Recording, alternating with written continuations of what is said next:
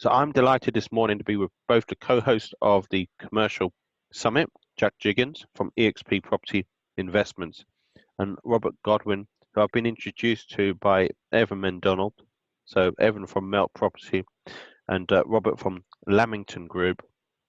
And Evan's been talking a lot to me about yourself, Robert, about your background in terms of the apart hotel industry. So, Robert, for the listeners out there who don't know anything about you, and of course, Aaron Yahara, who's interviewing you on the day at the Commercial Property Summit, knows you quite well. And I've spoken to Grace as well, who's been to your actual locations, hotels. A little bit, just 30 seconds about who you are. Sure. Okay, thanks very much. So I'm Robert Godwin. I'm the managing director of a family-owned, family-run real estate business called Lamington Group.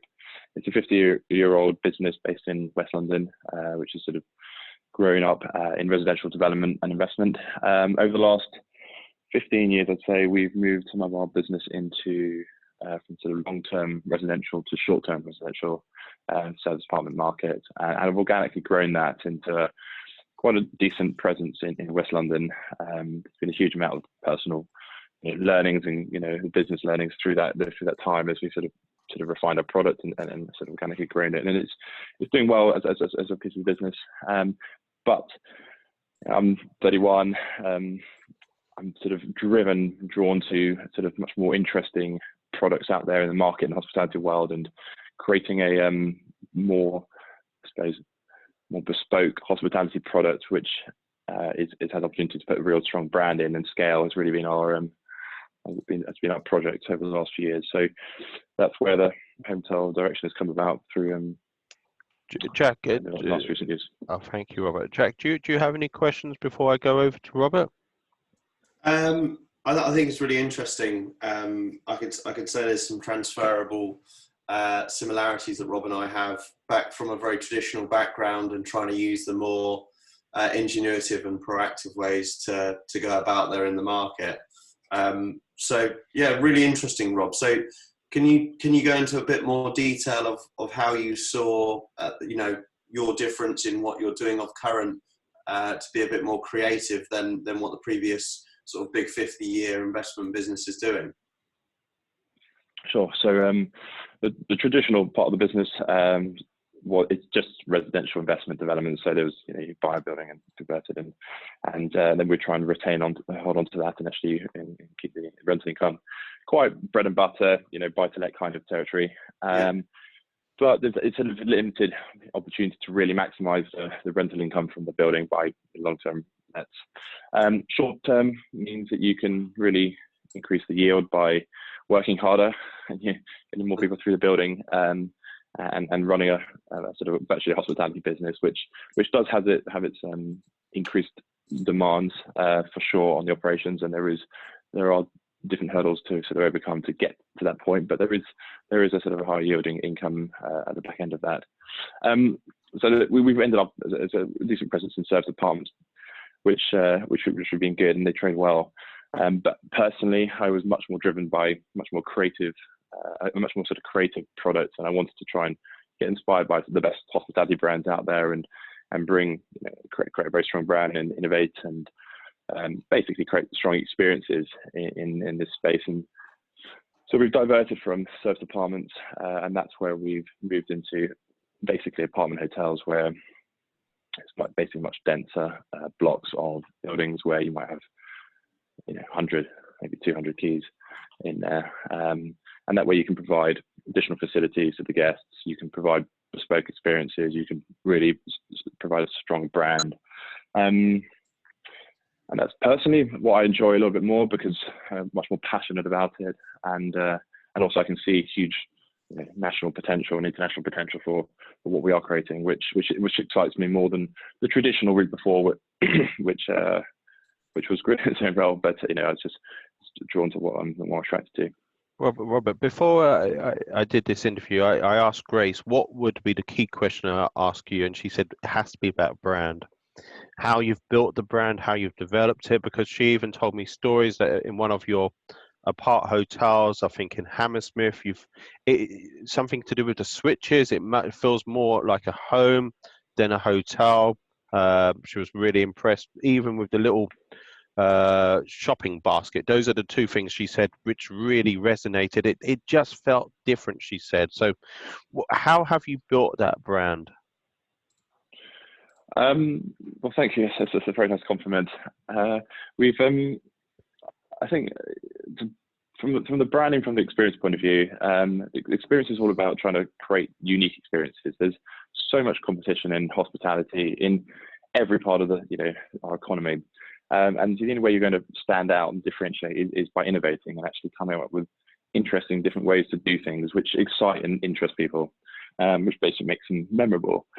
So there's lots of different touch points, which there's no one or two which really strikes me as enough to differentiate. I think it's about a huge amount of incremental and innovation which goes on at all times through the product, through the service, and through the engagement. So it's sort of a never-ending process of continuously looking at new ideas and trying to inject the product with new innovation. And that could be from the tiny shopping basket, which is just a different shelving tool, I suppose, to switches, to all the different, to everything. And I suppose the cumulative total of that, which creates a strong experience. Then there's the brand, and the brand for the way we see it is that to grow and to scale our product, we need a very strong brand. And again, it comes down to trying to find our place in the market. Where can we differentiate ourselves, and where can we, where do we want to sit? And to be frank, there was potentially too long, but there was a very, very long period which we went through with quite a few people working with to really find our place. And it was one of those processes is where you go through and you're looking at logos and you're shuffling logos around by a few millimeters and having an hour-long debate about that and to get to the final point. But we went through a good, very long period of time to refine our brand. But off the back of that, we're very clear about exactly what we want to do and who we are and why we're doing it. And that exercise was very, very important to make sure that we knew the direction we're heading and the USPs and where our key messages were. So process to build a brand is quite rigorous, but worth every minute. But we knew that really is the platform, and that's the opportunity to scale in the future by having a brand which knows exactly who it is, and that's where I think we're continuously investing in the future. Jack, any other questions you want to input? I did promise to Robert it would be maximum of 10 minutes. No, I think Rob's covered off clearly how brand can support the product, and it's more about putting time into a brand so it can be transferable. And he's obviously seen that with the Lamington Group and moving now into obviously his new business. I suppose one last question, Robert, is what can people expect to hear from you about come the commercial summit, obviously in a couple of weeks, and just give them a bit of a reason to be coming along and hearing a bit more about your businesses. Well, sure. I've been delighted to be invited and to share some of my experience. I've been very fortunate to be part of an existing business and have a platform to grow in the direction that we seek to do so fairly quickly.